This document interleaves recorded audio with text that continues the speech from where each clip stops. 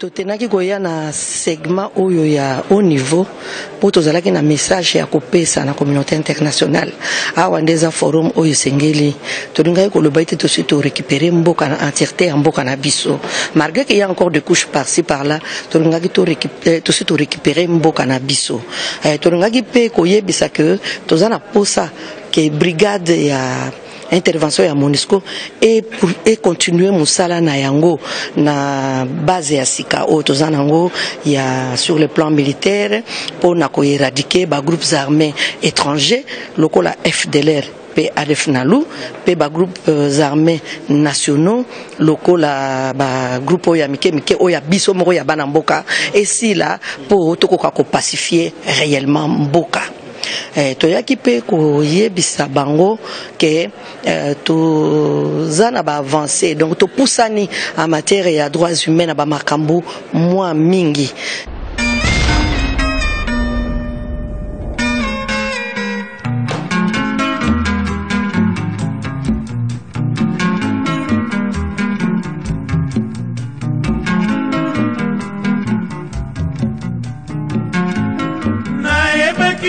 Sima na ngai moto ekopela mo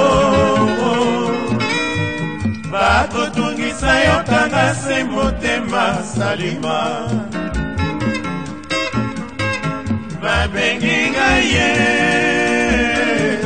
balobi nakende mobembo nakei ya mbala kaka osalima Arrete mokola suka olela kinga Nalakaki yo nakei mpe na kozonga Se mpona yo salima yeyeo Kaka mpona yo salima yeyeo Nayebaki yo solo sima na ngai Moto ekopela bakotungisa yo kanga se motema salima babengi ngai ye balobi nakende mobembo nakei ya mbala kaka osalima na regrete mokola suka olelaki nga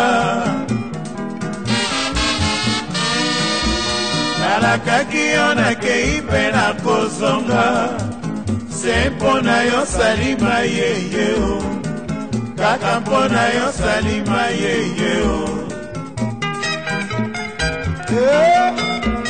Okaha Champion Mokolo wango Ekozala likambo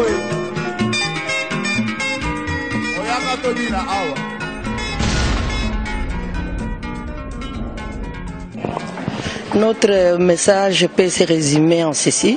D'abord, pourquoi nous avons tenu à assister à ce segment de haut niveau? C'était d'abord pour montrer à la face du monde que nous avons récupéré l'intégrité territoriale de notre pays. Et porter le message de mon gouvernement qui souhaite que la brigade d'intervention de la MONUSCO, que son intervention continue dans la nouvelle phase de l'opération militaire basée visant à éradiquer les groupes armés étrangers et nationaux. Les groupes armés étrangers comme les FDLR, les ADF Nalu et les quelques groupes armés nationaux réfractaires au nouveau processus de pacification de notre pays. Ça, c'était vraiment important que nous puissions le dire à la face du monde parce que vous êtes sans ignorer que nous étions agressés pendant plus ou moins 18 mois par le force du mal, le M23, qui a occupé l'est de notre pays pendant plus ou moins 18 mois, comme je venais de dire. Donc, et nous voulions aussi dire à la communauté internationale que les violences sexuelles n'étaient pas dans notre culture. C'est quelque chose qui nous est imposé par les agresseurs. Parce que c'est ces gens-là qui nous amènent de l'agression, qui nous amènent, c'est là, ils imposent ça à notre peuple. Dans notre culture, nous ne connaissons pas les violences sexuelles. C'était ça le deux messages. Et en outre, nous voulions aussi montrer les quelques avancées sur le plan des droits humains. Sur le plan des droits humains, nous avons la Commission nationale des droits de l'homme qui sera implantée incessamment par le Parlement dans la session de mars 2015. Nous avons l'installation des entités de liaison que nous avons effectuées dans toutes les provinces et pas plus tard qu'au mois de janvier, le Premier ministre venait de installer le comité de pilotage où lui-même il est président. Cela prouve que notre pays voudrait vraiment que nous puissions aller de l'avant dans le domaine des droits humains. Il y a aussi les chambres spécialisées, bientôt, qui va être aussi installée au niveau du Parlement. Il y a aussi, nous avons aussi la création d'un comité technique interministériel chargé d'élaboration des suivis de l'examen périodique. C'est aussi parmi les quelques avancées, parce qu'avant ça n'existait pas. Nous avons une loi sur la mise en œuvre de la parité homme-femme qui vient d'être votée par le Parlement, où on consacre 30% au sein des instances nationales de prise de décision. C'est aussi une avancée. Donc nous voulions vraiment passer à ce segment qui s'est fait une fois l'an pour que nous puissions montrer à la face du monde que le Congo est en train d'aller de l'avant en matière de droits humains. On est aux droits de l'homme, je crois qu'on vient défendre la vie des personnes innocentes menacées. Le cas de la RDC, de la République démocratique du Congo, est un cas plus que douloureux. Plus de 13 millions de morts, on doit dénoncer les auteurs de tous ces crimes. Quand on dit les États voisins qui déstabilisent et qui tuent en République démocratique du Congo, qui violent les femmes pour détruire la société, il faut citer ses voisins. Pour une simple raison, que la République démocratique du Congo a 9 pays voisins. Mais quand on dit les États voisins, ça veut dire ça peut être l'Angola, Congo-Brazzaville, alors que tout le monde sait qu'il s'agit du Rwanda, de l'Ouganda et de leurs complices. Dans cette matière-là, il faut être conforme au travail, aux résolutions, aux enquêtes menées par Madame le Haut-Commissaire aux droits de l'homme et les conseils de sécurité quelquefois qui désignent le Rwanda et l'Ouganda comme des auteurs et que ces crimes soient dénoncés et punis comme on le fait pour la Syrie, comme on l'a fait naguère pour la Libye et comme on est en train de faire pour l'Ukraine. Ceux qui violent les droits de l'homme n'ont pas le droit d'être protégés et j'insiste encore, la prochaine fois il faut citer les Rwandais et l'Ouganda qui n'ont pas encore désarmé dans leur intention criminelle de détruire la République démocratique du Congo. Nous allons terminer avec un mot concernant les femmes. Nous sommes au mois de mars. Le forum de femmes francophones a eu lieu à Kinshasa. Quel est votre message en tant que femme et vice-ministre des droits humains? Ce que je dois dire, c'est que c'est vrai que nous avons obtenu les 30%, hein, mais nous devons faire des efforts, nous devons fournir des efforts, nous devons travailler, nous devons mériter. Hein. Ce n'est pas un cadeau, mais nous devons mériter, nous devons prouver à la face du monde que la femme est capable. Donc nous devons envoyer les enfants à l'école, hein, où les enfants doivent étudier pour arriver à défendre la cause de la femme. Nous devons marqué à chaque fois que nous avons l'occasion d'être nommés quelque part, de travailler sérieusement, de se donner pour qu'on ne puisse pas dire que la femme est paresseuse, que la femme croise les bras. Nous devons faire des efforts, nous devons mériter pour gagner la confiance de notre chef qui est en train d'aller de l'avant. Il ne va pas se limiter seulement à 30%. Je crois que dans les années à venir, nous irons même jusqu'à 50%. Donc, je demanderai aux femmes de faire des efforts, de se défendre, de travailler durement afin de mériter la confiance qu'on nous a accordée.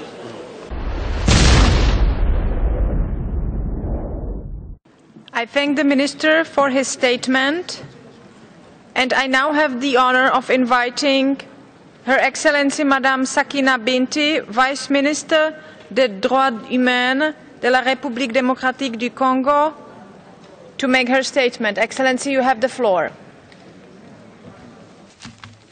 Madame la Vice-Présidente, Madame la Haut-Commissaire aux droits de l'homme, Mesdames et Messieurs, avant toute chose, je voudrais m'acquitter d'un agréable devoir, celui de vous présenter, au nom du peuple congolais, les compliments du président de la République démocratique du Congo, Son Excellence Joseph Kabila Kabange, et ceux de mon gouvernement pour le travail remarquable abattu chaque année par notre chère institution, le Conseil des droits de l'homme, en vue de la protection et de la promotion des libertés et droits fondamentaux à travers le monde.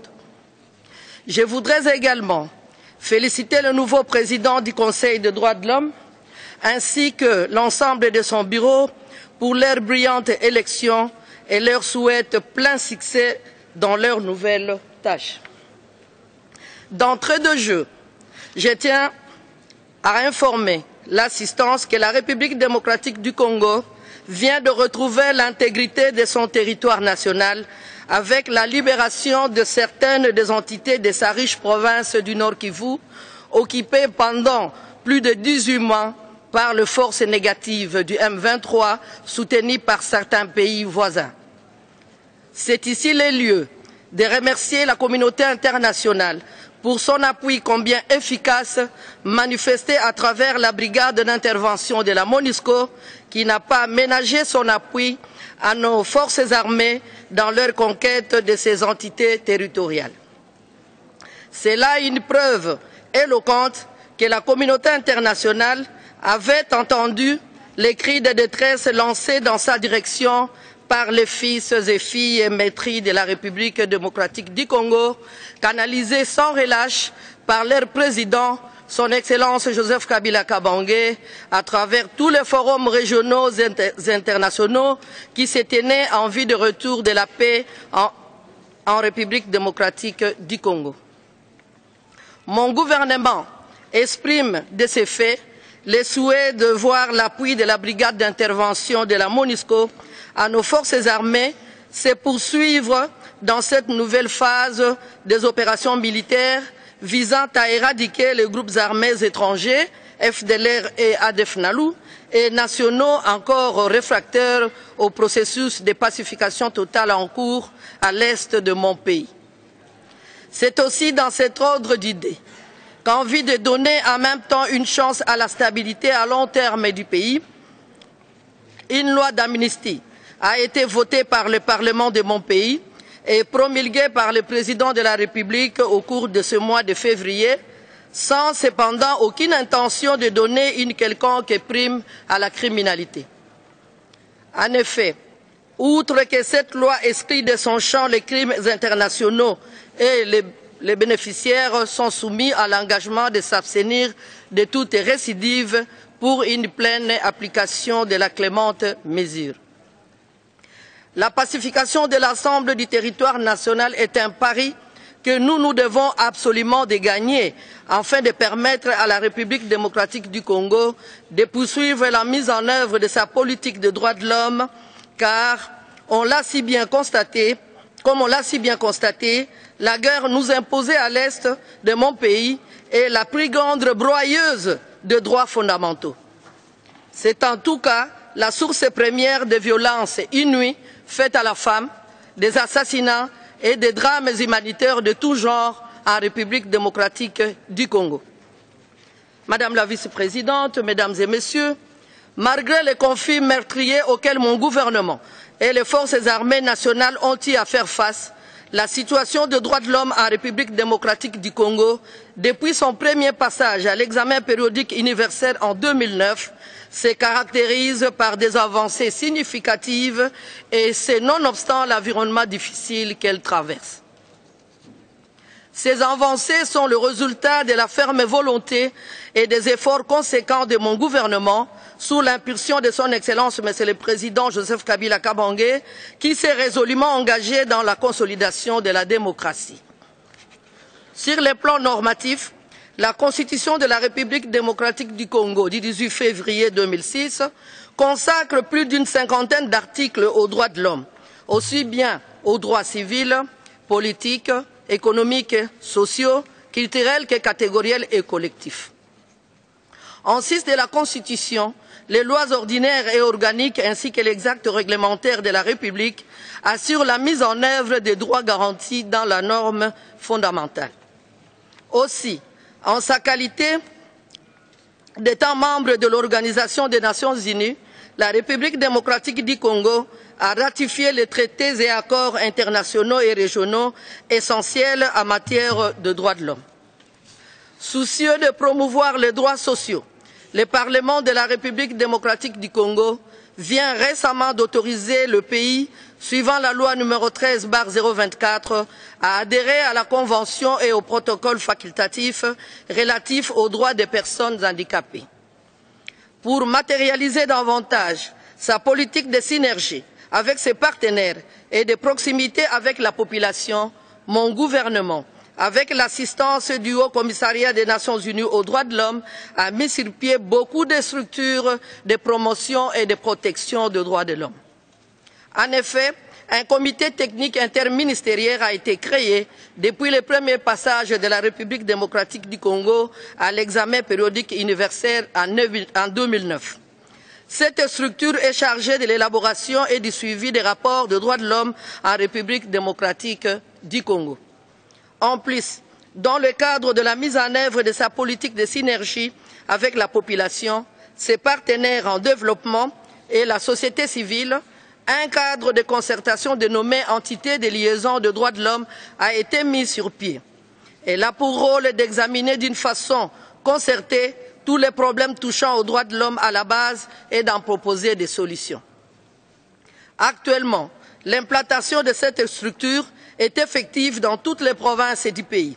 Et pas plus tard que le 25 janvier 2014, le Premier ministre, chef du gouvernement et président de la dite structure, a personnellement présidé la cérémonie d'installation officielle du comité de pilotage qui est l'organe directeur de l'entité de liaison des droits de l'homme.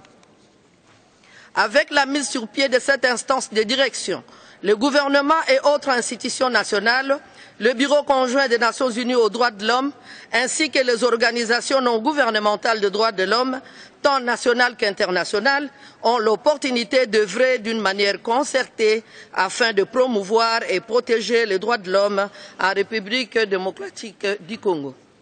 Ce qui nous évitera des contre-vérités exprimées souvent contre mon pays dans cette enceinte en matière de droits de l'homme à travers des rapports unilatéraux rédigés à partir des bureaux climatisés de Kinshasa ou ici à Genève et rendus publics sans vérification préalable de la situation réelle sur le terrain ni transmission auprès des autorités compétentes pour d'éventuelles observations.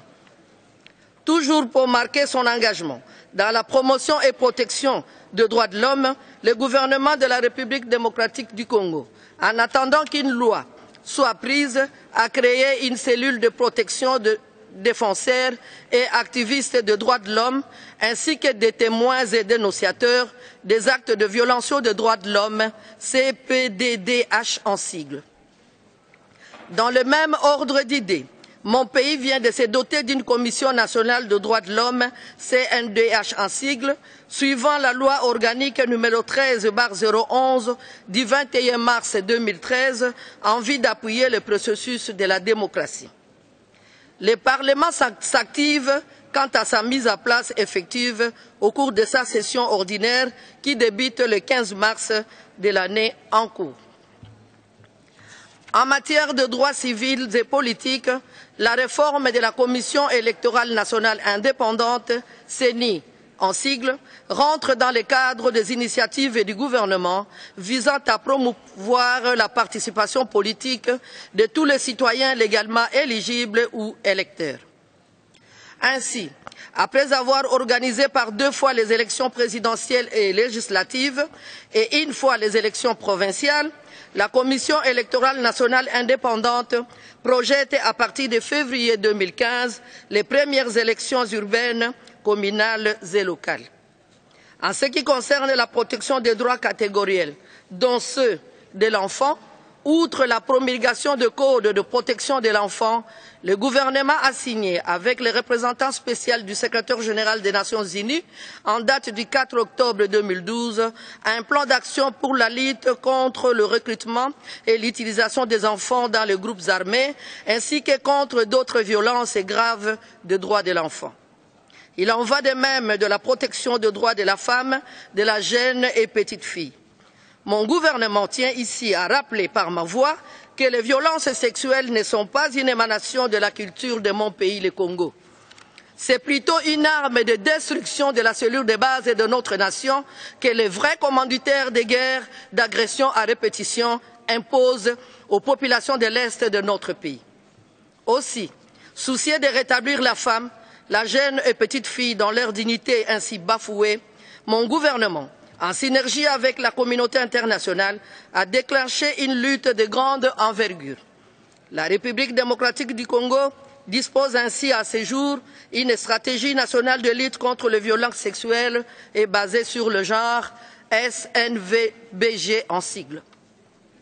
Cette dernière n'est que la mise en œuvre de la stratégie globale de lutte contre les violences sexuelles initiée par le système des Nations Unies.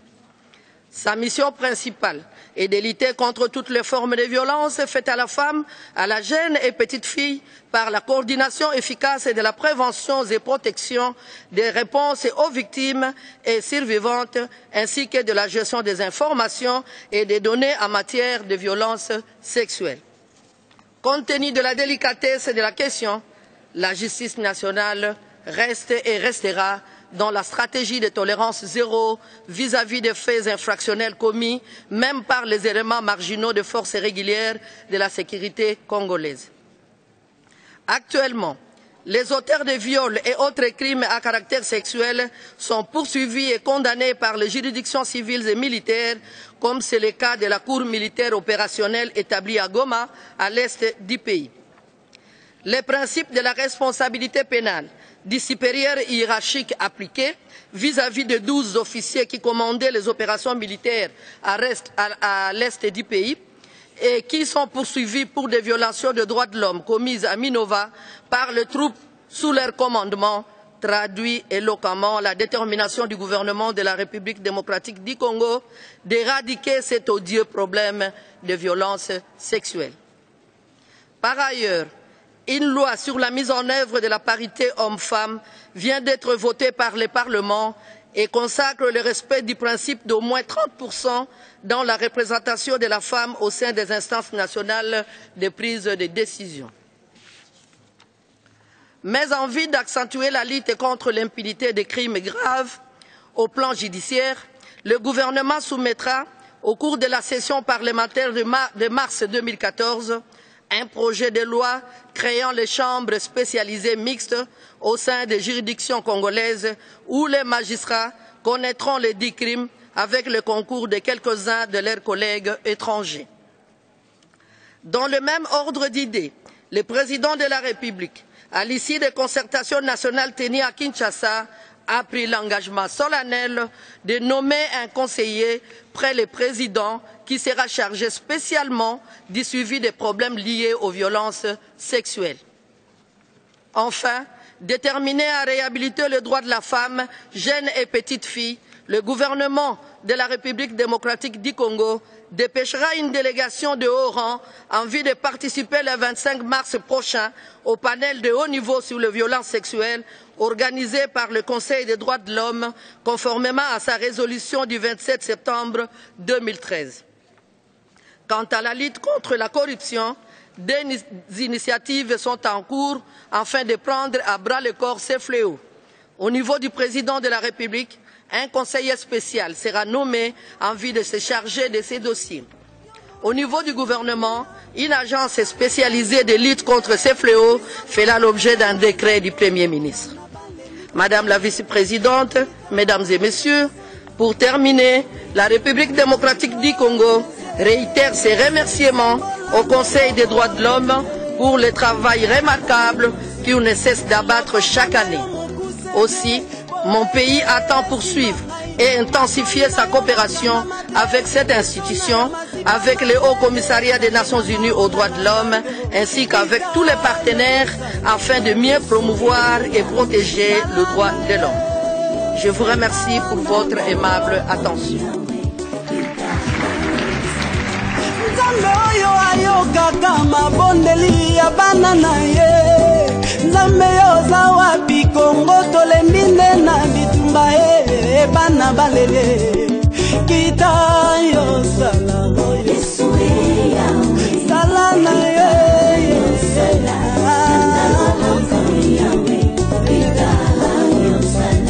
Mungu huyo anashikiaka maombi ya batoto yake. Mungu uko wapi sietu na kuomba na mwimbo batoto banalia baba shuka ufanye